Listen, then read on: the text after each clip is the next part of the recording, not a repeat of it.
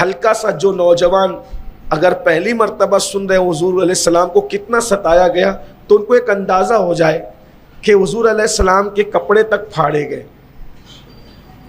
اتنی معزز ہستی جو لامکاں پہ خدا کے دیدار کے لیے جائے، زمین پر ان کے کپڑے تک پھاڑے گئے. حضور راستے سے چلتے تھے تو راستے میں کانٹے بچھائے جاتے.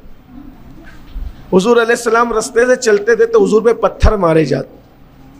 غور کریں ہستی کتنی بڑی ہے اور اللہ کن مراحل سے گزار رہا ہے. اللہ کی راہ پتھر مارے جاتے. اور طائف میں تو اتنے مارے گئے کہ پورا جسم خون سے لہو لہان ہو گئے، اور جو نالین پہن رکھی تھی وہ نالین بھی خون سے بھر گئی. اور گھر کی ظاہری کیفیت یہ ہوئے کبھی کبھی کہ جب سر پہ پتھر پڑے اور زخم آئے، خون کی پھوار نکلے، تو سر میں پٹی باندھنے کے لیے کپڑا بھی موجود نہیں ہو. ام المومنین سیدہ طیبہ خدیجۃ الکبریٰ اللہ ان پہ رحمتیں فرمائے، اپنا دوپٹہ پھاڑ کر حضور کے سر پہ پٹی باندھی. بہت ستایا گیا حضور، پوری زندگی دکھوں میں گزری. یہ اللہ کی شان ہے. جو اللہ کا جتنا قریبی ہوتا ہے اللہ اس کا اتنا زیادہ امتحان لے. لوگوں نے اتنا ستایا، اور گھر کا حال یہ ہے کہ 3 مہینے تک چولہا نہیں جلتا تھا.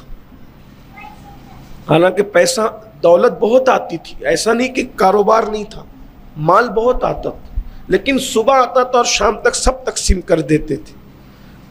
اللہ کے رسول کی 4 شہزادیاں تھیں، ان میں سے 2 بیٹیوں کو طلاق دے دی گئی کہ یہ ہمارے بتوں کو برا کہتے ہیں اور دین کی تبلیغ کرتے ہیں، ان کو اتنا ٹینشن میں گھرا دو کہ یہ کبھی اللہ کی بات نہ کریں. جب بیٹیاں طلاق پا کر باپ کے سینے پہ بیٹھے گی، گھر میں ٹینشن ہو. سینے میں بیٹھنے کا مطلب یہ کہ اولاد کا ٹینشن. انسان کو اپنا اتنا دکھ نہیں ہوتا جتنا دکھ اولاد کا ہوتا ہے. یہاں اتنے لوگ بیٹھے ہوں گے پورے ہندوستان میں جاتا ہوں تو لوگ کہتے ہیں حضرت میری بیٹی کو رشتے نہیں آتے، دعا کریں. تو بیٹی اگر کنواری گھر میں بیٹھی ہو تو اتنا دکھ ہوتا ہے کہ ماں باپ کی نیندیں اڑ جاتی ہیں، ماں باپ کروٹیں بدلتے ہیں. تو بیٹی اگر کنواری گھر میں بیٹھے تو اتنا دکھ ہے. اگر بیٹی طلاق پا کے آ کے گھر بیٹھے وہ بھی اس دور میں، غور کریں تو کیا دل نے کہا ہو. بہت ستایا گیا. ایک الگ سا عنوان ہے، میں نے اس پر کئی بیانات کیے ہیں، لیکن صرف یہ کہ ہم محسوس کر